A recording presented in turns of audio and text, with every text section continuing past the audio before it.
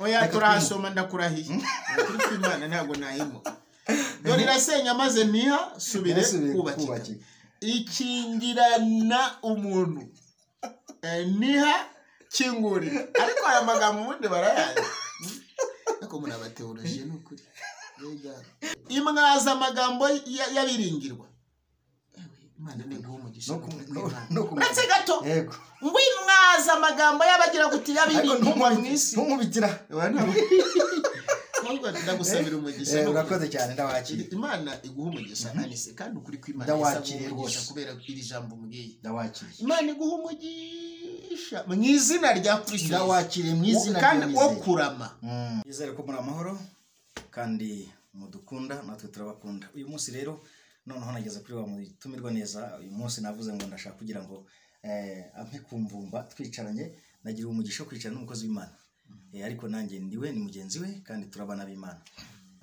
uyu munsi yari yambwiye ngo arashaka ko twaganira ariko sinzi ikintu ashaka kumbaza uyu munsi nagira muhakanye ese ni icyo ashaka kumbaza mu tunashakaga kugira ngo rero usobanurire impamvu ki uyu munsi wa none hari abantu bakangishwa impamvu zo kutiga noneho bakihebeshwa no kwerekana yuko kwa kutiga kwabo bitabemerera kugira gute gukorera Imana mwisi nshaka ko icyo kintu ukisobanura cyangwa mbese ukakimbwira ukagiha clarification donc ukagishyiraho ntabwo navuga ngo ubugororangingo burya ayo ni amagambo yo iyisi ni terime z'amapolitike n'ibindi bintu ziri politize ahubwo ukagishyiraho umucyo donc ukagishyiraho umucyo wa Kristo ku buryo abana b'Imana bahumuriza yego mbese gishyiraho umucyo nakitso muri makeya kugira ngo ukore umurimo w'Imana mu mpamvu z'icyo ukwiriye kubaka no gusenya ugendeye muri Yeremiya igice cya 1 umurongo w'10 ndayibuka unsuye hano aricyo kikuza aje kumbaza icyo kibazo n'ukoze ariko nibyo urantungwe ndi mu rugo ariko ntacyo ntabwo nabura gusubiza none ushatse kuvuga bari abantu usanga babwira abandi ngo umuntu utarize amashuri y'isi ntazaba pasiteri ntazaba umushumba ntazaba umuvuga butumwa ese azabicyohe mbese ngwisi zamujugunye zamurishetinga ndakumvisha nicyo kintu nshaka kusubiza mbere y'ibyo rero niba ushaka kumenya cyangwa ubariza n'abandi kagira Yesu nuko ndagira mbanze ngusaba ibintu bibiri umfatire bibiya yego sinya nkunda kuvugisha amagambo yanjye bwite ahubwo mvuga icyo data yanshize muri cyo yamaye imishingiye ku cyanditswe cy'ukuri amina Imana ishimwe cyane reka simpera kuri uwo murongo wambwiye nawe turaza kuwugeraho nta kibazo kuko ariko mbanze nkubwire ngo hari abantu bavuga Imana bumvanya abandi ariko nge ntabwo mvuga Imana numvanya abandi ahubwo mvuga Imana twahuye Imana muranise neza iri muri nge igendera muri igakorera muri nge mu rwa 2 rwa Korinto ibice 3 mu 14 ariko tugiye guhera hano mu murongo ngiye gukubwira uwo mvuze bawusome reka nkwibwire rero igisubizo cyawe nicyo ngiye guhera aho ngushe rwose reka tubanze twinjire mu Baroma Baroma ibice 11 aho niho nshaka guhera Bibiliya zanyu ngiye sinzaga nzitwara nzaga nyitwara mu mutwe no mu bwonko no mu mutima nkuko yavuze ngo byambare mu izo byandike ku nkingi z'imitima nibwo uzagira ubwenge nyakuri imbere y'amaso y'abantu amina yego Abaroma 11 noneho uhere ku murongo 33 ugeze 36 Abaroma 11:33 kugeza 36 yego abadukurikiye nawe wambaza kubyumva mbega uburyo ubutunzi mbabarira wongera ijwi nukuri ndaryoye kuko rwose tutaza gupfa ubusa ikibazo mbaza ndagira ngo gisubize neza neme mbega uburyo ubutunzi n'ubwenge n'ubumenyi by'Imana bitagira akagero imigambi yayo ntishurika n'inzira zayo ntizirondoreka tatukane nde wamenya ibyo Uwiteka atekereza cyangwa ngo abe umujyanama we ninde wabanje kumuha ngo azamwiture kandi byose ari we bikomokaho akabibeshaho akaba ari nawe tubikesha cyubahiro kibe iki iteka ryose amen noneho rero urisomeye abatwumva ndagira ngo ugende gake top kuri top gato ukavugaho nk'ubwani parito yaho hashyira akabago ongera utangire gusoma mbega neza. uburyo ubutunzi n'ubwenge n'ubumenyi by'Imana bitagira akagero. Aha, ivuze ubw'abantu, no ivuze ubw'inyamaswa, oya kandi ivuze ubwawe se, oya ivuze ubwabo bantu bize ubumenyi bw'isi se, oya, ahubwo ivuze ubwande. mbega uburyo ubutunzi n'ubwenge n'ubumenyi by'Imana bitagira akagero. Si ibyo umuntu ivuze, icyo gisubizo cyo nicyo cyumva, yego, uhite wumva aho bituruka. Komeza hepfo. imigambi yayo ntihishurika. Icyambere, imigambi ya ntihishurika, n'inzira zayo ntago zirondoreka, wowe ushaka kuzimenya keretse izi kumenyesheje. Imana ishimwe. Komeza. nde wamenya ibyo Uwiteka atekereza. None wowe niba uri hagati n'abandi b'ubumenyi bw'isi wamenya ibyo Imana itekereza itari ibikubwira? ntabwo bibaho. None se kuki uvuga ngo ntabwo wa wundi utarize amashuri y'isi ubumenyi bw'isi we ngo atazayobora? urumva bakora icyaha. Ndagira ahantu banze uhumve neza. bakora icyaha. Umuntu mutwumve ngo badukurikiye bavandimwe, umuntu kwiga si bibi, yego, bazige, ntabwo tubirwanya, nta nubwo tubihakana, ni byiza pe. Ahubwo ikintu tuvugamo ni uburyo cy'ubumenyi bw'isi butandukanye n'ubwenge mvajuru. yego, Itandukaniro, ndaza kuguha ikintu cyakwigisha neza yego, utigishwe na mugenzi wawe. yego. Aha, wari utarahasoza. nde wamenya ibyo Uwiteka atekereza cyangwa ngo abe umujyanama. Cyangwa ngo abe iki? ubwo urumva ko mu isi habamo amaleta agira abami bakena abajyanama. Watangiye kubyumva ariko ubwo hari ijambo nahise menya riboneka muri Yeremiya 30:20. aho turaza kuhagera, reka twikomereze. Aha, wari utarahasoza. Ntawayigira inama n'umubaho. nawe None se niba ntawayigira inama, kuki bumva ko umwuka wayo wera bavuga ngo barawufobeje? Ntabwo umuntu yahanura, ugasanga mu madini ngo guhanura ntibyemewe, ngo kwigisha ntibyemewe utarize udafite diplome. Kandi noneho utayigira inama, none ubwenge mvajuru Imana itanga ikoresha n'uruhinja rw'imyaka ingahe n'urw'amezi rurahanura, kuko hari igihe ukora ufite ikizira rukarira ukabara ruguhanura. Jewe ndabizi, nzabaha ubwo buhamya. yego, uburyo uruhinja rw'ukwezi kumwe rwarondoye abantu idini yose. noneho akandi kantu gakomeye cyane muntu w'Imana, ubwo uzi ko ubwo bwenge butuma buburizamo aba bantu ubundi icyo bashaka kwimura mu isi ni amasengesho, kuko no kubaha Imana kuri babandi. kuko iyo umuntu ari kurata amashuri akarata kumenya, ubwo numvise ko unyunguye byinshi kandi ko ari ibintu ntacyo urumva rero, ntacyo urumva. Cyakoze ndaguha nk'30 urabujindirira iyo ngiyo, ndaza kuguha akanya umaze kuyisoma. Siko bimeze. Cyakoze nshimye kubwira wumva atavunika. yego, ngaho gusoze ngundi. ninde wabanje kumuha ngo azamwiture? urumva ko nta n'icyo baha Imana, nta na kimwe, yaba impano za yaba icyo ari cyo cyose, kandi byose ariho bikomokaho, akabibeshaho akaba ari nawe tubikesha. urumva byose ko bikeshwa Uwiteka. Noneho rero reka nkwereke uburyo cyo utanigisha mugenzi wawe ngo upfe kwemera. Cyakoze uzamuha ku bumenyi bw'isi abujyane, ariko ubumenyi burarahurwa, ariko umuntu w'Imana, Imana niyo ikwigisha ukamenya neza, ntabwo wigishwa. riravuga ngo ntabwo bazongera kwigishanya ngo menye. none se buretse dusome, ndumva ari Yohana 6:45. ndumva hano ubutumwa bwiza, ndumva ntibeshye neza. 6:45. yego, haravuze iki? avuga ngo byanditswe mu byahanuwe ngo bose bazigishwa n'iki? wumvise ibya data akabyigazaho Yesu ari. iryo jambo ushaka kuba utaryumvishe neza. oya tubwizanye ukuri, ongera usubire mu twumve bose ngo bazigishwa na Yesu Kristo. none se ni wowe uzabigisha cyangwa ni bose ni Yesu Kristo uzabigisha? ariko saho hano uvuze urahumvishe cyangwa urahakekeranije? ndagasubiramo, haravuze ngo byanditswe mu byahanuwe ngo bose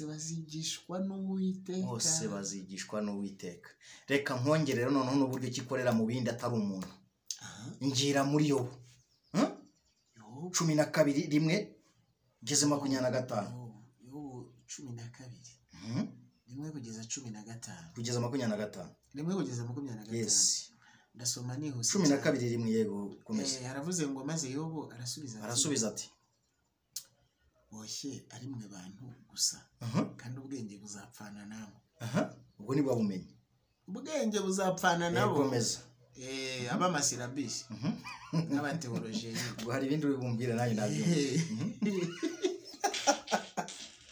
banze ngiye kuvugisha uranezeza ariko nanjye nzi ubwenge ni mubundusha sibyo hari utabizi meze nk'ushungerwa n'umuturanyi we yego arige watabazaga Imana ikantabara none umukiranutsi utunganye bamugize ibitwenge umutima wuguwe neza urimo gusuzugura umuntu ubonye amakuba abanyerera bagenewe gusekwa ingo z'abambuzi zirahirwa n'abarakaza Imana babona amahoro amaboko yabo niyo bagize Imana noneho gatoya kugira ngo twite aya magambo araryoshye yego yavuze ngo amaboko yabo niyo bagize Imana sirabisi zabo n'ubumenyi bwabo nibwo bagize Imana yabo ngize ntabwo wabyumvisha niho ko maîtrise zabo na doctorat zabo nizo bagize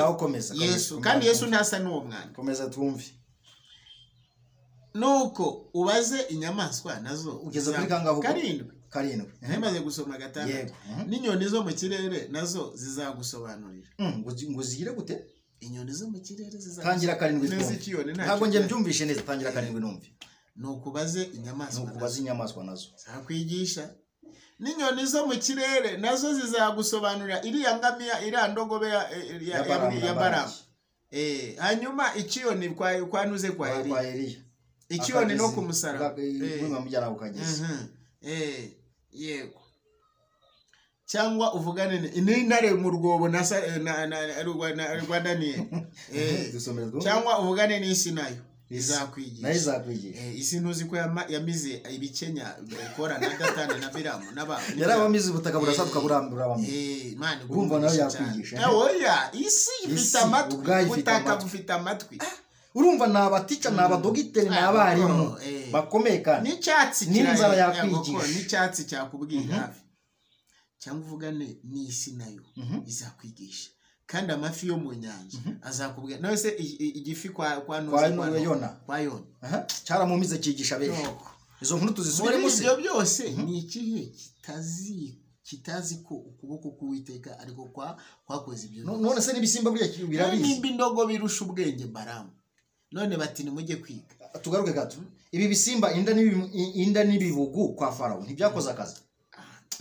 ibi bindi ni muri ku nkike z'Yeriko ntibyakoze akazi nta kazi ibyo byose itagombeye n'inka ivuze ngo ntakoze muri babandi bishyira hejuru njewe murabyo nta kazi wakoze se hariya ku musozi wa Sinai amazi se inyanja ntabwo yakoze akazi kako habayeho abafonde bajya gufata ari amazi ngo adatemba hanyuma Yesu ari kugendera hejuru y'amazi yakoze akazi ntabwo amazi yakoze niwe ufite mu kuboko kwe ubugingo bw'ikizima cyose n'umwuka w'umuntu wese uw'isi idashaka kumva erega ngo barabaza ngo nimwigishe isi mu izina rya Yesu Kristo ariko kumva ngo abami n'abatambyi ntabwo bashaka ko Yesu Kristo yumvikana mu isi ntugire ngo hari ikindi naho abo ngabo batize bo baramwubaha cyane naho abandi bo ngo bagize sirabisi zaba Imana ngo niveau d'étude ngo uzi kuvuga icyongereza uzi icyongereza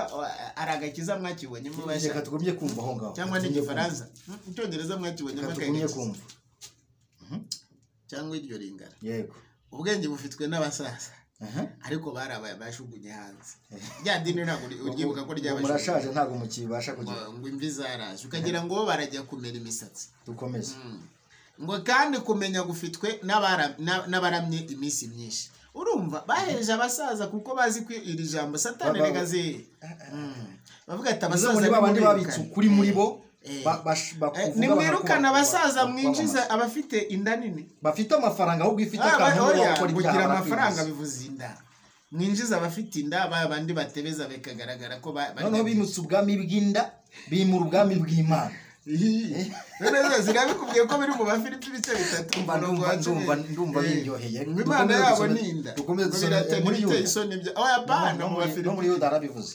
no muri Petero yewe ngo bameze nk'inyamaswa zitagira ubwenge ngo n'ibiti byakokotse ngo byaranduwe ngo bimaze kabiri mu miraba yo mu nyanja isheka mu ibicu bitagira amazi niko Yuda avuga bene abo ngo ubwenge bufitwe n'abasaza ndagasubiramo ngo kandi kumenya gufitwe n'abaramye iminsi myinshi kuko igikenye nyine cyagira ubwenge n'imbaraga bifitwe n'Imana igira inama no kumenya dore irasenya maze ntihasubire kubakika ariko iki kintu barakizi bivuze ngo niya mbaraga za bose bwa bumenyi ntiyabusenya iciye Sawuli wanze inyuma iciye Sawuli none Sawuli niwe wavuze ubutumwa cyangwa Paulo niwe wavuze ibya Kristo yavuze ngo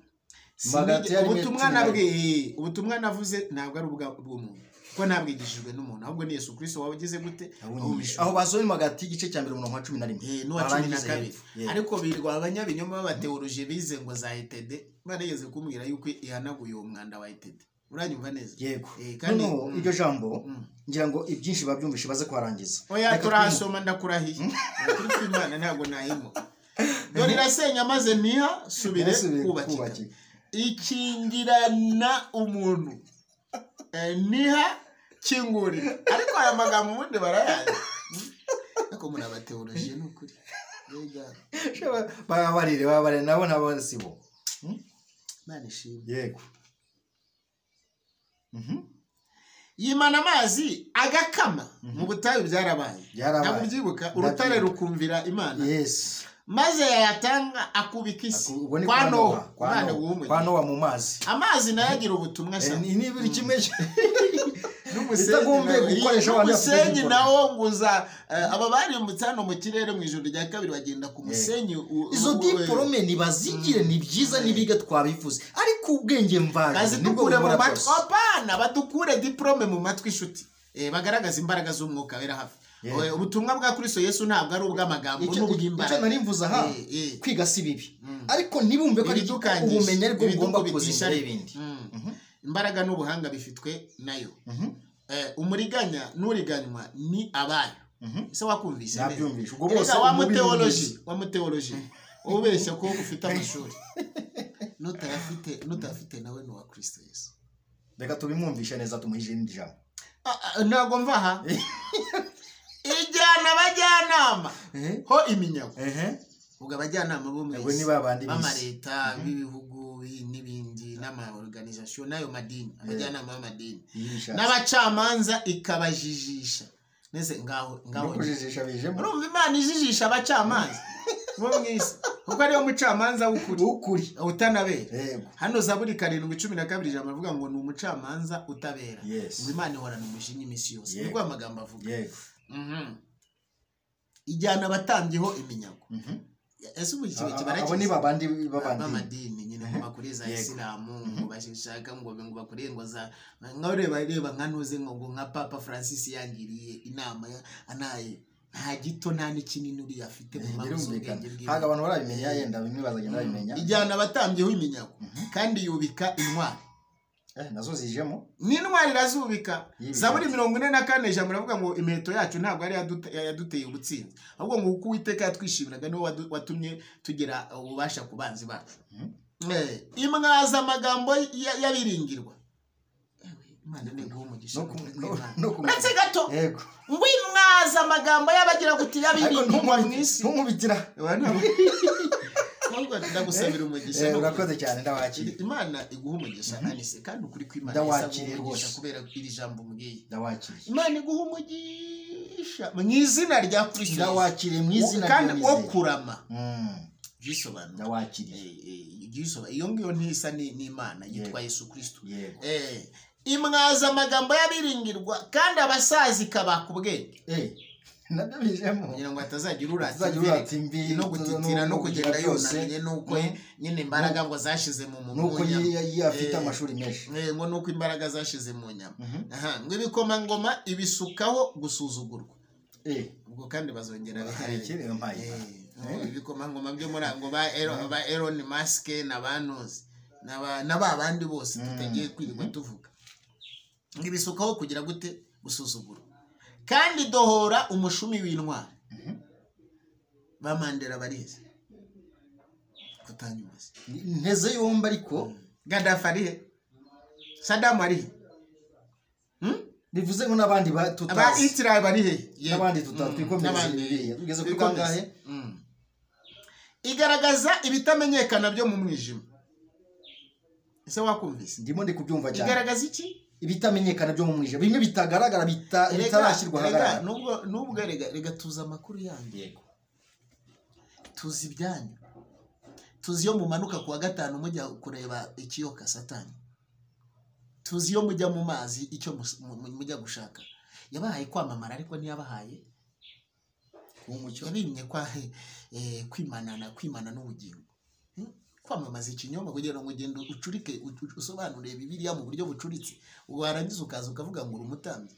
Yego, reka twisome twumve. Na rabinisi biba kwa Yesu Kristo. Kwa Yesu ni abarabe n'abarabinisi.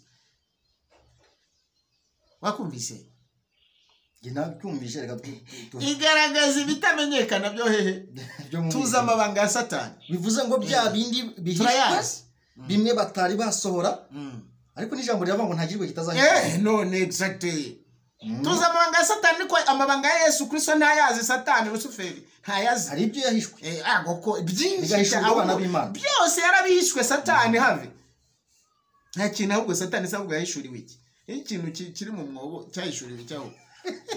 Cyahawe kurimbura ni gusa nicyo kintu kurimbura nicyo kandi arimbura ni ibintu binaye boze ubundi arimbura bo kurimbuka. Satani ntiyarimbuye Daniel ntiyarimbuye Dawidi cyakoze yageze kuri Salomo.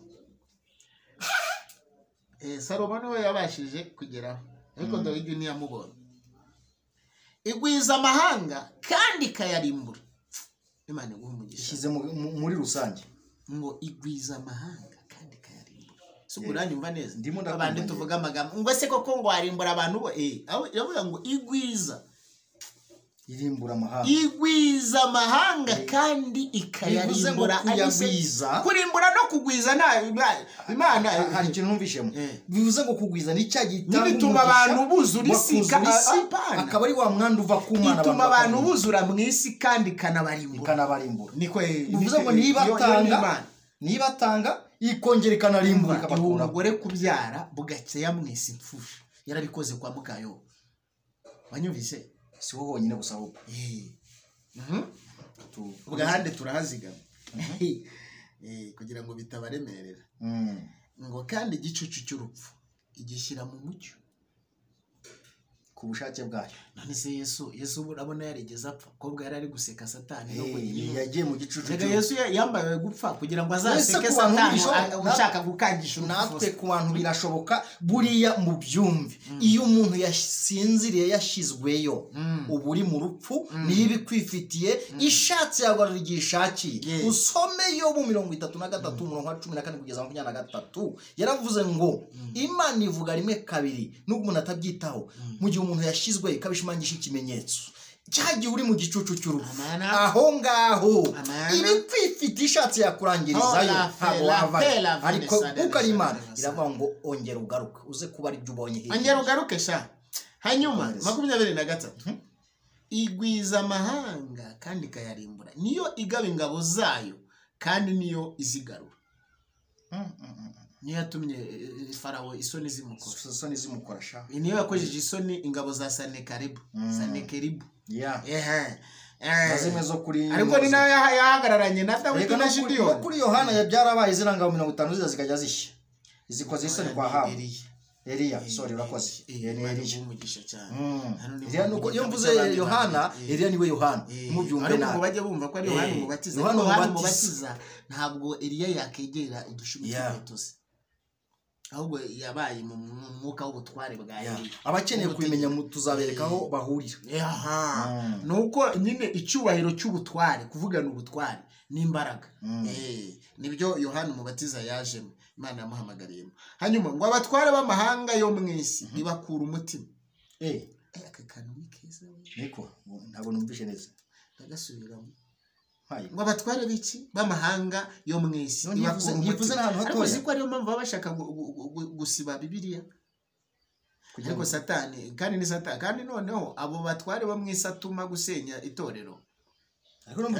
kandi ibyo bikarangira n'isoni ziba no mu byano byaranuwe ko muri icyo gihe ngo bazashaka ijambo ry'Imana rizimira ngo ntibazabishobora ariko ntibazabishobora. none se uko yaza akagera mu bwonko ubuze ko Yesu yaza agahita ashyira ibyanditswe rega Yesu adusanga tunasize utagombeye kugendana Bibiliya tunicaye ahita ambwira ati dore Yobu yahita kuko azi ko igitabo cya Yobu yahita ambwira ati ibuka Yobu 12:24 mwana wa ikihanditse kuko nari ikirya ariko nabivuze no muri ntuza yabivuze hariya muri Hosea ngo kumva bazo anongera biva muri Amose 11 aravuga ngo muri iyo misi azatera inzara itore gushaka ibyo kurya n'amazi abasore bazajarajara ku misozi hirya no hino barakurikura. None rero aya magambo bande bayabona n'ubundi mu Bwongereza nta hari muri Amerika sivye mu Rwanda hari gusa kuko abanyarwanda ari abanyamugisha. Abatware b'amahanga yo mwisi ibakura umutima ikabazerereza mu butayu aho inzira zitari no mu rupfu anise ahandi byo abantu rwose aho inzira zitari hari Satani hari urupfu hari urwo no se urumva ni igisobanuro cyasobanutse rwose ngo barindagira mu mwijima ari nta mucyo bafite abo batware ngo kandi ibadandabiranya nk'umusizi niko ko numva yabibasiye ni nka cya gihe kwa Fenias n'ahandi ntavuze anise amagambo arakomeye cyane. Aya magambo mudive ntajya yamenya nta mukatolika uyazi n'abaporoso barayiba donc basinze ikibi cy'ubuporo bagumanye amateka yo guhondagura ingoma n'imirishyo no kujya kunywa ibigage ariko wakongeye ko murongo yenda barangije abadukurikiye kuba byumvishe ndababihutishije twasomye Yobu 11 no kusori Yobu 12 umurongo wa 1:25 noneho reka dusomere mu Migani 3:1 ugeze 12 Migani 3 rimwe kugeza 12 kumva icyo iryo jambo ritubwira iri jambo ahubwo ni ijambo ry'Imana yaryoha Yeremiya yaririyeho abo ngo ndyohe nk'ubuki ejo nubwo atari ku cyumweru uri kunyumva yego ejo nubwo ari umunsi yego ejo nza aya magambo nzongera nyigeho no kuwa mbere nyuzuriremo nyishimiremo uri kunyumva Imana ibwira yuko abatware bo mu isi zabateza ibisazi bakadandabirana nk'abashinzi kandi ngo ikabategera inzira y'umwijima yego nta magambo ari hano n'ubundi hari ya muri Yesaya 24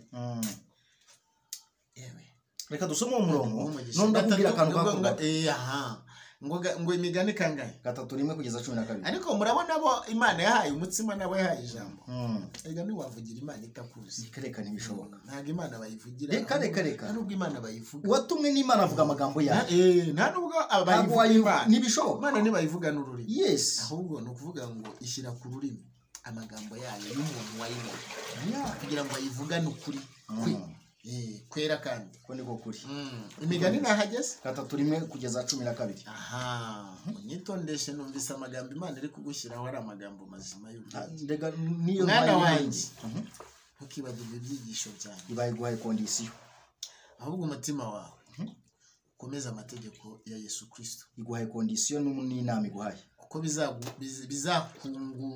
bizakungurira imyaka myinshi y'ubugingo bwawe none sinabikeye urumva ibikenya ntabwo bijya byumva amagambo y'Imana y'ukuri nawe urabihuye ariko niko binameze ubuzene bukadineza ariko bise mu gatuzi ibyo kagize amahirwe akagaruka iriya myaka iri muri heriye ku buginga ndagiriye mponoze reka twikomereze ariko ntuza urabizi ko yamukubise akagwinyo Herode twikomereze ukazarama ndetse ukagira n'amahoro rego utaramye yitwa igikenya twikomereze ariko nta gusa n'ibyo imbabazi n'umurava bye yego kuvaho kandi Imana yasobanuriye imbabazi ntiwagira imbabazi udafite urukundo kandi ni hari urukundo ruheza Yesu Kristo tuzajye vuga butaha neza bagikorera ikiganiro ubyambare mu ijosi ubyandike ku nkingi z'umutima wawe abantu barabyanze bari kwambara imikufe n'ibindi by'umwanda by'inuzi by'ibintu yes kandi bitwereka umwambaro n'ibindi bintu by'ibishapure nazi byari byo yego ngo nibwo uzagira umugisha n'ubwenge ubwo bwenge buje yakuri ubwo numara kubahiriza ibyo Imana ikubwiye nibwo uzagira ubwenge nyakuri bafite imvuzo z'umugisha cyangwa imbetezi kandi urwagwa rwaragiye ku mutware no ku gikomangoma cye. Yego. Nibwo uzagira umugisha n'ubwenge nyakuri mu maso y'Imana n'abantu. Bivuze ngo ukora ibyo ngibyo Imana ishatse ni uzagira ubwenge nyakuri imbere y'Imana. Reba urugero no mu maso y'abantu. Reba urugero rwa Daniyeli. Aho umunyabwenge bamutega urwobo n'intare, ahubwo intare igahita ivuga ubutumwa ati uyu nguyu namubonye ntabwo ahubwo aranduta, ndabona ari intare ikomeye imbere yanjye. Ngo wiringire Uwiteka n'umutima wande wawe wose, we kwishingikiriza ku buhanga bwa. None bari kubabeshya ngo mugende muzane za teolojiya ngo no mu mashuri azwi n'isi, kandi ubuhanga bwabo dore atazwi n'Imana wo kubwishingikiriza. Ngo mugende mwige teolojiya y'Ubuhinde, muze kuvuga za Urdu. Ijambo twaherezo ntibaryumvishe ryo mu ntuza mu Baroma 11 byumvishe. Yaze erega abahagaze imbere bagabanya umugisha ko mutabyumva. Reka twikomereze. Hari abumugisha bizatera umubiri wawe kuba mutaraga. None kanseri na diabete babyumvise aho biva, nuko bomba batakujije biriye. Yego, ukagira imisokoro mu magufwa yawe. Yamaye bivuze ngo handi wagenda gujegera ko nono rizahubaka kuko ufite ubwenge mbaje. Urugero rukomeye cyane. Ahubwo jya wongeraho mbajuru mva Kristo Yesu. Kuva muri Kristo ano hejuru ntabwo dufite ubwenge mbajuru, dufite ubwenge bwa Kristo Yesu. Niyo ngo dufite gutekereza kwa Kristo Yesu. Hata watazagira inuzi cyiza. Nuko ibyo juru tuba tuvuze si bya bose. Nanga ari ry'abaperesi abamene n'abaperesi. Siryo si rya kabiri rya Kristo Yesu. Nawe Yesu Kristo. Abamufite baryicayemo mu buryo bw'umwuka we. Kuko hano hejuru hari ibindi bitari Imana cyangwa bitari umucyo. Ubahishe Uwiteka ubutunzi bwawe, ariko abandi uramuha icya 10 abahanuzi araza nyine uvuga ngo abahanuzi mubatabiriraho mukabataba mukabashyira mu mwobo kugira ngo disi bigaragara yuko amafaranga yanyu. Ariko wankundiye naguce ahantu ntabwo mpava hafi. Ubwo butumwa buretse ubahisha Uwiteka ubutunzi bwawe n'umuganura w'ibyo wunguka byose. Iri ni itegeko nimutabikora muzarimbuka. Uranyumva neza? Guteza amatwi ijambo aho ubutunzi ubushize ubugiranye isezerano n'Umwana. Nuha umuhanuzi w'ikinyoma bivuze ngo uzajyana na Satani. Nuha umuhanuzi ubugingo no kurama ni kumupfakazi byamugendekeye arishati. Ariko niyo mpamvu yavuze ya konte gatanu kandi niyo mpamvu yagaragaje konte tugomba kubitsaho. Matayo 6:19 aho bibikiza ubutunzi bwanyu mu ijoro ngese n'inyenzi bitagira mu joro ducuranga bwibi ngo uko imitima yanyu nta butunzi bwanyu buza kandi muzabikora n'urukundo no kubaha abantu b'Imana. Ari nawe yavuze mu idodero dusaza tutasaza. Mwana wanjye ntuhinyure igihano cy'Uwiteka. Aya magambo Yakobo yagarutse hano mu Baheburayo, donc mu gitabo cy'Abaheburayo.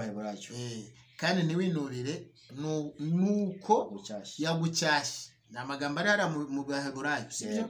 Mu ibice 10:33 kugeza hepfo. Hahirwa umuntu ubonye ubwenge n'umuntu wiyungura kujijuka. Imana iguhe umugisha ndi. Kubugenza biruta kugenza ifeza. Ngo kugira gute? Kubugenza. Kandi ubwenge butarimo kubaha Yesu Kristo n'umwana. Kandi indamu yabwo iruta iyizahabu nziza. Buruta amabuye ya marijana. Kandi amabuye ya marijana aba mu Buhinde no mu Burasirazuba, ariko ntacyo bitwaye. Kandi mu byo wakwifuza byose nta na kimwe cyabuca urugero. Nta na kimwe. Kumenyekana kuba pasiteri, kuba umuteolojiye, kuba bishop, kuba pole, ariko ni n'amatitere afite igisobanuro kibi. Yego, turi kumva ubwenge baje guturuka kuri Kristo Yesu. Bishop ntabwo yamenya aya magambo. Buruta amabuye ya marijana. Hano umuntu nuko ababyigize, ariko Imana yamuhaye gushumba yagira ubwenge bwiza. Niko tuzi ko nta mu bishop ugira bene uyu mwifato w'ubwenge. Nubwo barahubuka usanga bavuga ibintu bitanashyikira mu mpamvu z'ukuri kwa Kristo Yesu. Mu kuboko kwabwo k'iburyo bufite kurama. Urumva ko ubwenge butanga kurama. Kubaho Uwiteka nibwo ubwenge kuva mu byaha ni koko kujijuka yo 28 kumenya ibyo byose no mu kwibumoso bufite ubutunzi no mu kwibumoso nano kandi urumva mu kwibumoso bivuze ngo iki ese bwira ikuro ikamubwira ngo nzaga ubutunzi wishana mu Imana izaduha ibyo Satani atazi kandi byari imisi kirwagamo kizereramo cya Satani. Yego. Barishimwe cyane mu izina rya Kristo. Amen burundu. Inzira zabwo ni inzira zibinezeza kandi imigendere yabwo yose ni y'amahoro. Urumva yuko abafite ubwenge bwa Kristo Yesu ari abanyamahoro. 12 hahandi abaheburayo 14 mugira umwete wo kubana n'abantu bose amahoro n'uwo kwezwa. Daniel ubwo bwenge yarabufite kandi ubwo Imana yaje imuningura hano mu byanditswe byera Ezekiel 28 ngo arigurusha ubwenge Daniel ni nkaho Imana yari imubwiye ati wasaza imbiwe geza 18 urekere. Inzira zabwo ni inzira zibinezeza kandi imigendere yabwo yose ni y'amahoro. Ababwakira bubabera igiti cy'ubugingo kandi ubukomeza wese aba agira umugi. None se uko ushaka ko tugera aha ngaha niko wavuze twavuze kuri 21 twanaharengeze kubera umunezero ihangane turekere twaharengeje we ko watwa n'umunezero ariko kubera bya byiza ndakureka icyo cyonyine kirahari wabonye dusoje anga buryo bukugeza ku bugingo n'umugisha. Imana guhonoresha wayobowe n'umwuka w'Imana. Nkundira mbanze nkubwira kandi kantu gatoya wabyumvisha n'abandi badukurikiye barandika muri comment kandi utarakora subscribe ukore subscribe ukore share ku bantu bawe ikiganiro kibagerereho igihe kandi ubasangize ku byiza dufite. Yego noneho ikindi nababwira cyane nakubwira akantu gatoya mpite ngo undi 200 mpite ngo umwanya icyambere tubona mu batubanjirije hano hirya iyo bajyaga kwimika umuntu barabanzaga bagasenga Imana bakayibaza uwo muntu bari bwimika uwo ari we Imana ikabatungira urutoki ikababwira ngo uyu nguyu ni ukwiriye kwimikwa. Ariko kuri iki gihe nta muntu ugifata umwanya wo gusenga abanza asobanuza Imana ahubwo no kugendera ku bumenyi bw'isi. Afite amashuri menshi afite amafaranga ari tumukenera icya 10 n'amaturo tuzakibona. Ibyo bintu rero kuyoboza umubiri kandi umwuka hari ni ikizira kuko dusobanuza iby'umwuka bindi. Iri jambo riri mu Rwambere rw'Abikorinto ibice 2:6 kugeza 16 tumuhasome. Noneho reka tuvuge kuri iri jambo ryo muri rwo mu Rwambere rw'Abikorinto igice cya 18. Irindi ryo baza kuryisomera cyangwa n'ibinagushoboka n'uburenganzira bwawe numva urire durisome uburenga yombi uburenganzira bwawe. Ndagira ngo dusoma yabiri bakore no bambere. Yego 11 igice cya mbere 18 turageza no mu turahera 17 Lehere 17 Imana guhumugisha kandi ni byiza sibyo ariko hari ibintu ro butavuze Mariko turahera 17 nibyo byiza ni 18 ndayivuga neza ndahera 17. Yego nta kibazo ubwo kuri Satani umye kubati urumva bwishinyikiriza ku bishop ngo bakimika kubera ko babahaye amafaranga kandi nakubwiye intumwa y'isi igendana ibisazi by'ibyaha urakumva. Yego kandi aho isiri hari urusaku n'induru kandi mu rusaku n'induru niho ibisambo byuzurira. Twumva iyo jambo rero aravuze ngo wo kuri Satani umye kubatiza ahubwo yantumye kubwiriza ubutumwa bwiza ariko navugisha ubwenge bw'amagambo kugira ngo umusaraba wa Kristo udahinduka ubusa. Icyo kintu uri kucyumva ndi kucyumva ngiyewe komeza nawe hinduye ubusa muzakubitwa nyinshi. Hanyuma 18 umusaraba mu byumve si igiti ahubwo ni umusaraba w'imibabaro sinigishushanyo umusaraba w'imibabaro wihanganira ariho yavuze muri Yakobo igice cya mbere murongo wa 2 kugeza 18 kwishyiraho kubabara ariko abandi babyikuraho. Loti yabyikuyeho ngo ntashaka kubabara azamuka ngo icyago cyaba cyamugezeho kuko Aburahamu we n'uwo imisozi arayimenya kubabara arabimenye. 18 ijambo ry'umusaraba kubarimbuka ni ubupfu ariko kuri Aniseti na Faustin n'abandi bazasana azemera ukuri ngo ni imbaraga y'Imana.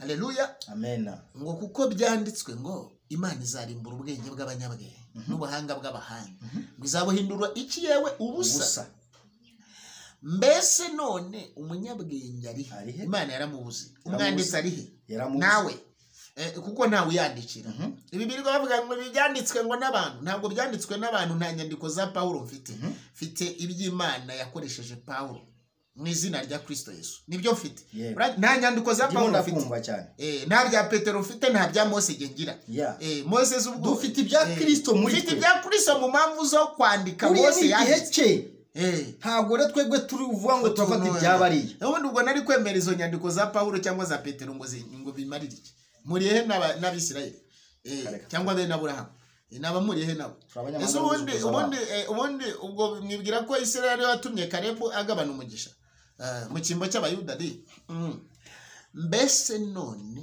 umunyabwenge arihe umwanditsi arihe umunyampaka wo muri iki gihe ko tuvuga mukatugisha impaka Imana yabahamagaye ngo ni muzi ubwenge bw'iyi si Imana ntiyabuhinduye ubupfu ijambo turi none bari kubabwira ngo mujye kwiga teoloji kugira ngo mujye gusenga no gusobanuza Imana muyibaze ngo uyu muntu bwavuga ubutumwa niwe wamutumye Yesu umwuka wawe urimo cyangwa siwe umwuka wera niwe akorera mu cyangwa akorera mu mwuka wa cyangwa siwo murabana intumwa za Illuminati n'intumwa z'isi na Satani mwarangiza mukavuga ngo naba bishop n'abapotre Imana dore kumva mbese none ngo kuko ubwo bwenge bw'Imana bwategetse ko abisi badaheshwa urumva yuko abateoloji Imana yategetse ko batazamenya iby'Imana ubuhishwe bw'Imana kuko ubwo bwenge bwa teolojiya kuko ubwo bwenge bw'Imana bwategetse ko abisi badaheshwa kumenya Imana n'ubwenge bwa teoloji ubwo teoloji nababwiye ko ari ubwenge bw'isi ibintu bya Gamaliyeli ni umwanda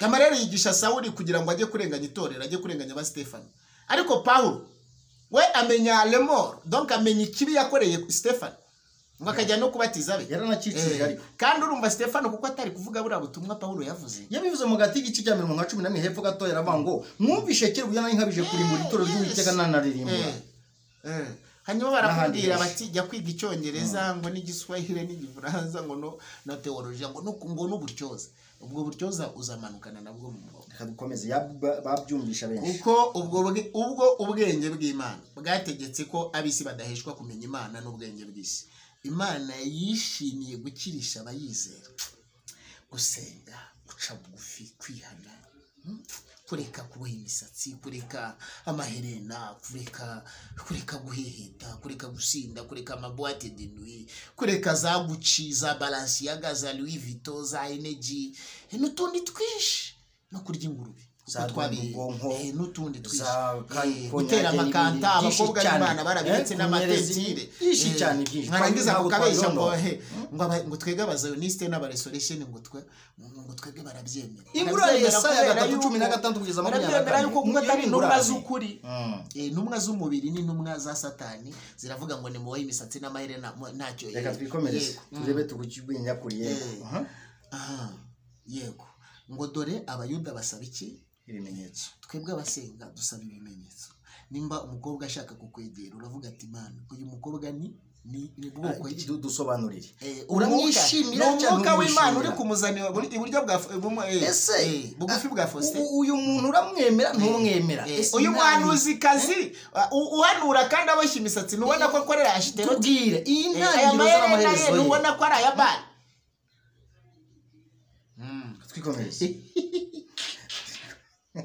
Feri ragufashe ndabizi ariko twebweho tubabwiriza ibya Kristo wabambye usiga inzara warangiza ukavuga ngo Yesu Kristo ni umwami wawe ukajya gusambana warangiza gusaba Imana ibanga ugasinduka ngo inzoga ugashaka kujya kuvuga ngo n'abakatolika warangiza ukajya kuruhimba ukajya kubwiriza abantu kandi wakoze ibizira warangiza ngo wihisha umuntu ariko Imana ntabwo yihisha ushombera muri teolojiya tuzi neza ibintu abantu basigaye bakora umuntu agakora ikibi niba ikagugu ukajya urumva ukajya nka Bugesera ukajya za Bugesera ngo ntibambona ese ko wihisha umuntu ijisho ry'Imana uragihisha Satani we muri kumwe ega Imana ntagiye kugitazahishura Imana na Satani umva ubwenge mbaje wabana guseka reka twikomereze yego Imana iguha mu izina rya Kristo Yesu ariko twebwe tubabwiriza ibya Kristo wabambye umubiri yego komeze wowe urorora umubiri ukanavuga uti kandi ukajya no kuburana iby'umubiri uwo ku bayuda ni kigusha, ku banyamahanga ni ubupfu, n'abanyarwanda bari mu banyamahanga. Hanyuma ngo ariko kubahamagawe b'abayuda, donc kubahamagawe b'abanyarwanda cyangwa kubahamagawe kandi abayuda hano mwumve ko ari abanyamasezerano. Hano nta buyuda, ntabwo ndi umuyuda, jewe ndi umunyamasezerano. Hari abayuda, yuda bivuze n'isezerano, hari n'abayuda nyakuri. Oya, yuda bivuze isezerano. Nyine hari akantu biri yigaragaza, hari abiyita abayuda ariko atari abayuda n'abanyamasezerano, ko ngo bazabona ubugingo kandi atari abanyamasezerano b'ukuri, ariko akaba abayuda nyakuri. Hanyuma bagira iki ngo ni Kristo, ngo ariko kubahamagaye b'abayuda, ubwo no kuvuga ngo noneho babandi bavugaga ihanga rya Yuda iryo Yesu yaje kwimenyekanishamo mu isi, ngo n'abagira iki n'abanyarwanda ni Kristo. Yesu Kristo ni umwami muri Faustin, yego, ariwe mbaraga z'Imana kandi ni ubwenge bwa Faustin.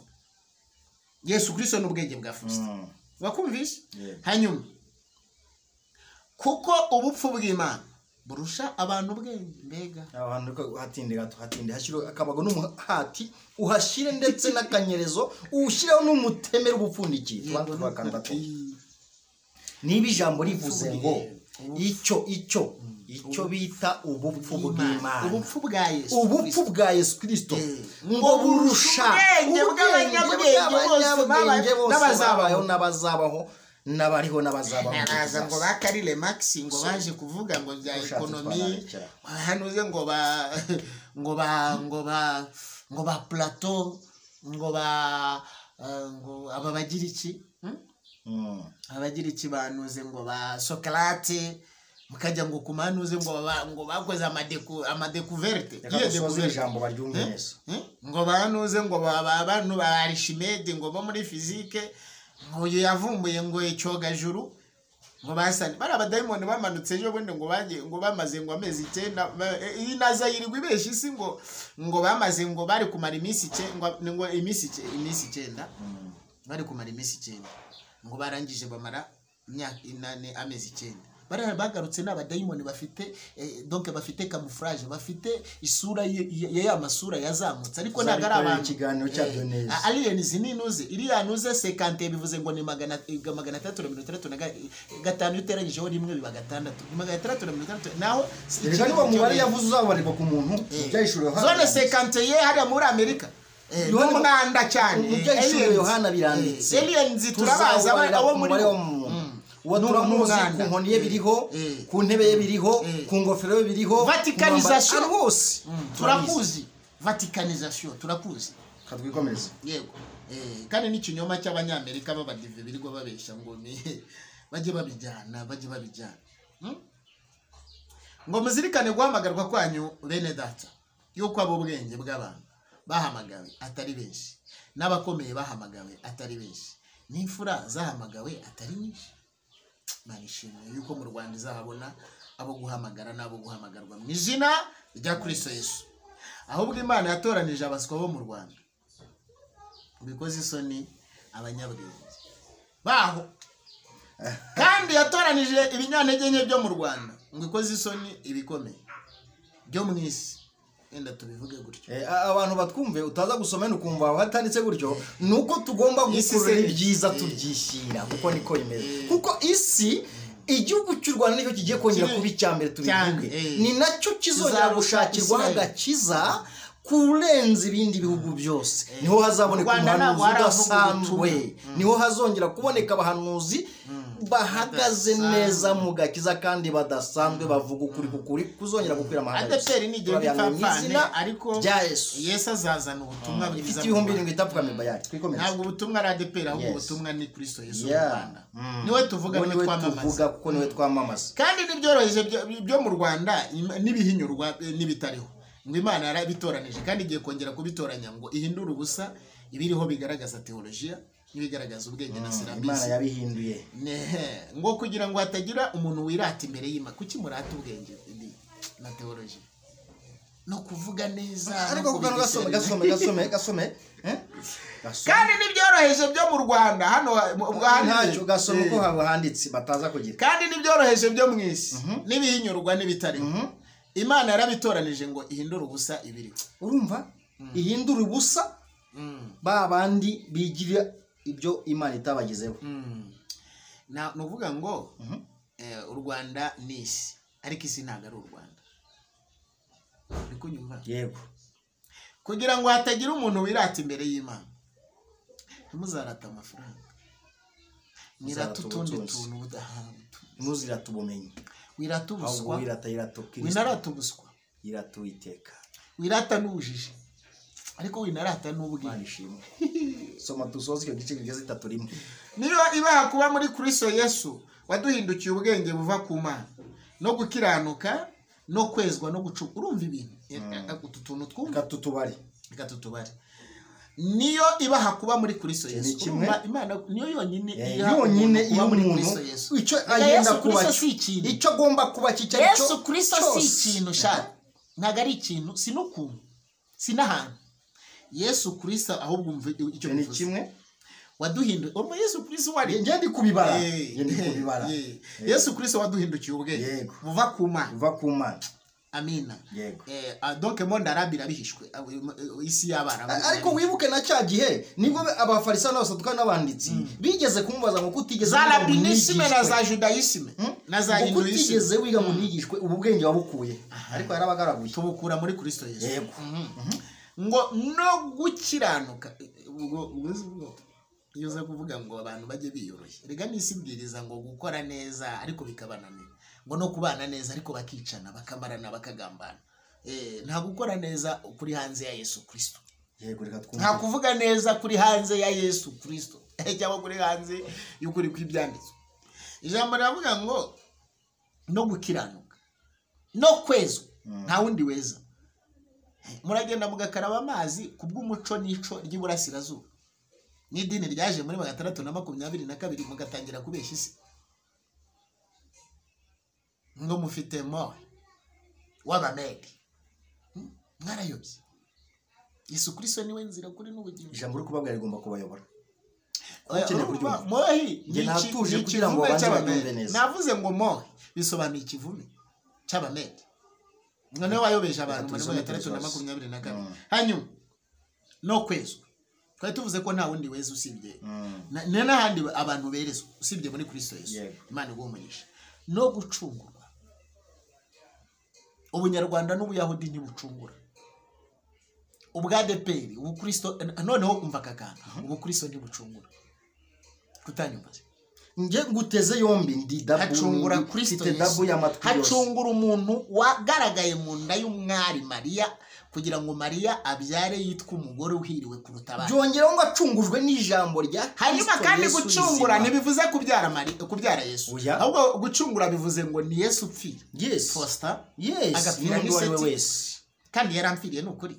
Kugira ngo acunguze amaraso y'igiciro. Avuga ibyiza. Avuga imbaraga. Nta maraso y'Abayuda rero ngira. Ahubwo Yesu yaje kumbwira yuko amaraso y'Ikinyarwanda adakiza.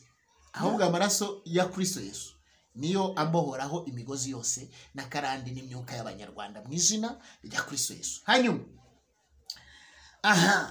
kugira ngo bibe nk'uko byanditswe ngo wirata yirate Yesu Kristo. Uyu hano aravuze ngo wirata yirate Uwiteka. Uwiteka ari he? Hano Abafilipi bice 2:5 haravuga ngo uwo nubwo yabanje kugira kamero k'Imana n'iseti. Ntabwo yatekereje ko guhana n'Imana ari ikintu cyo kugondera. Ahubwo ngo yisize ubusa, ngo araganduka, ngo niyanga ndetse no gupfa urupfu rwo ku musaraba. Ngo nicyo cyatumye Imana ari yose ngo imuha izina risumba yandi mazina yose, kugira ngo ibyo mu ijuru, uri kumva, ngo ibyo mu ijuru bipfukame mu izina rya Yesu Kristo, ngo ibyo mu isi bipfukame mu izina rya Yesu Kristo. Iryo ni ihame byanditswe ntibikuka ni 10 Yohana 35. Hanyuma ngo nibyo munsi y'isi na Satani iyo uvuze Yesu Kristo n'abakonikoni bajya hano. Dufite temoignage Lucifer Satani se nabi yuko hano iyo hagize uvuga ngo ba bantu ngo urumva yababwiye ngo mujye muvuga ngo umwami w'abakristo, ngo umwami w'abakiranutsi, ngo umwami w'abizera. Ntiyavuga Yesu Kristo kuko ikibi ni cyamuvuga. Urakoze cyane. Yesu Kristo rero hanyuma ngo kandi indimi zose zihamye ko Yesu Kristo ari Uwiteka. Nicyo nashaka kukwereka uwavuganaga na Mose, ndimo nkumva, wabanaga na Abeli, wabanye na Aburahamu. Ntabwo kuvuga ngo Jehova Shama ngo nuze. Yesu ntabwo ari Jehova Shama. Ahubwo amadivinity abadayimoni bamanutse mu ijuru bafashe umazina za Jehova, yazaya kandi Jehova Jire ntago ari izina Kristo ni izina ngo Jehova kisine de ibintu byo kuza ngo tsaduka ibindi bintu nta mwana wange izina rya se niba ari Kristo Yesu imico y'abayahudi ntabwo ari ukristo si ubutumwa turaba Kristo Yesu mukureho za Kristoloji mukureho za nuze za izo za rujuri yobokamana ntabwo ikiza izina rya Yesu Kristo niryo abarabe n'abarabinise babuzaga ngo ntimwongere kwigisha muri iryo zina babakanyisha hano 5:12 naho hano 10:4 byakozwe n'umwe Faustin yego karame aricyo numvishemo ijambo ryonyine aho tutavuga naho tutagera ryatuvugiye yego ahubwo reka dusoze tugira abantu inama yego Imana kucyo datashize muri twe siko imeze kama reka nge ntangire nsoza ndi kubabwira ngo rero icyambere yego wirata yirato witeka rwose yirato ubumenyi bw'isi kuko umuntu avuka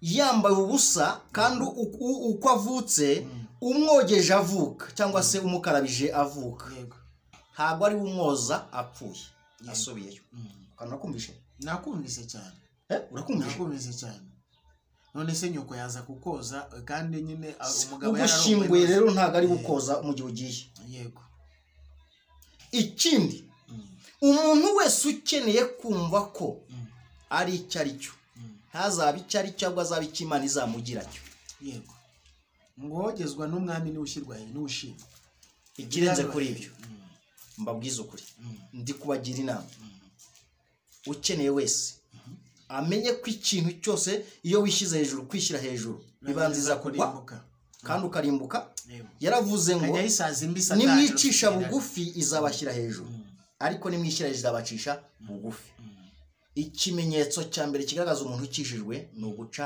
bugufi iyo niyo ntwaro ya mbere y'ikimenyetso kigaragaza umuntu ko akijijwe nicyo kimenyetso kigaragaza umuntu ukijijwe kabiri kwemera kuri umunyabyaha niyo ntwaro yatumye Dawidi yemerwa kuko yemeraga ko yakosheje emera ko wakosheje uce bugufi byaramurimbije yes ubu yahindutse igikoresho negera umusozo simvuga byinshi wowe udukurikiye ntabwo ubutumwa tuvuga ari ubwacu turakubwira natwe Yesu Kristo wabambwe uri muri twe natwe turabanye wowe rero ukeneye gukira ukeneye gukizwa ukurikiye isoko bw'irwahisho ndetse no kubaho niyo ngusabye kugira ngo uzabe icyo Imana izashaka kuba cyo soze nkubwira ngo mu masezerano yose Imana yagusezeranije uzayarindisha icyo yakubujije ndarisubiramo soreza mu masezerano n'imigisha byose Imana yagusezeranije kugira ngo ubigereho uzabirindisha icyo yakubujije ngaho gira abantu inama dusoze Imana niguhe umugisha cyane kuko bisobanuye neza cyane sindi butinde mu magambo mushaka kuyaryamamo ahubwo mpagaze mu kuri kw'ijambo rya Kristo Yesu ngo uyita ko ari cyo ahubwo aba ari ntacyo yagakwiriye kuba cyo mu maso y'Imana kuko umwami Imana yogeshe niwe ushima rero urabizi yuko ngo mu bikintu iyo umuntu arushanijwe uko bidategetswe ntabwo yambara ikamba rero nuvuga ndi mu rushanwe no gusenga ntibikiza ahubwo kereka gusenga mu izina rya Kristo Yesu ugasengera mu kuri kwa Kristo Yesu ukanasengera no mu mwuka wa Yesu Kristo nusengera mu mwuka w'abadayimoni isoni zizagukora nkuko zakoze intumwa z'icyaha ku musozi wa Karumeli bari 850 intumwa za Yezebeli n'intumwa za Ahabu hanyuma akandi kantu gasoza ntayobokamana rikiza nta dini rikiza ahubwo hakiza Yesu Kristo. Yesu Kristo niwe uboha kandi niwe ubohora. Yesu Kristo niwe wica. Hana yarabivuze mu bice 2 Samweli wa mbere. Yesu Kristo arica kandi agakiza, ashyira ikuzimu kandi agakurayo. Uzava mu cyaha ugere mu bugingo ni wanga ikinyoma. Ni wizera Yesu Kristo ko ari umwami ukabyatura n'akanwa kawe kandi ntibanatura Yesu Kristo gusa unatura n'ibyaha, hanyuma ukizera, hanyuma ukaba umugenzi ujya mu ijuru. Mu rugendo rero habamo ibimenyetso, habamo iburyo n'ibumoso, hakabamo n'amakoni, hakabamo ahazamuka n'ahamanuka n'ahatambika. Rero nugera mu kigeragezo ugahakana Kristo nawe azakwihakana. Hanyuma nugera ku musozi wibuke neza yuko uzaba ubanje itaba cyangwa se mu kabande.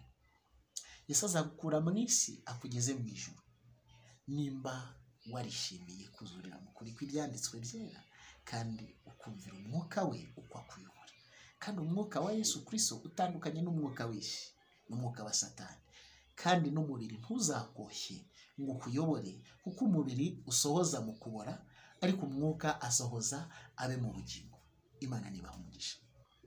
Turabakunda rero, nakagaruka gusa wibuke gukora subscribe, kore share ndetse kore like, wandike muri comment ikintu tugomba kugusobanuriraho. Nakagaruka, umwami Imana abarinde kandi abahe kumva no kumvira. Bye bye.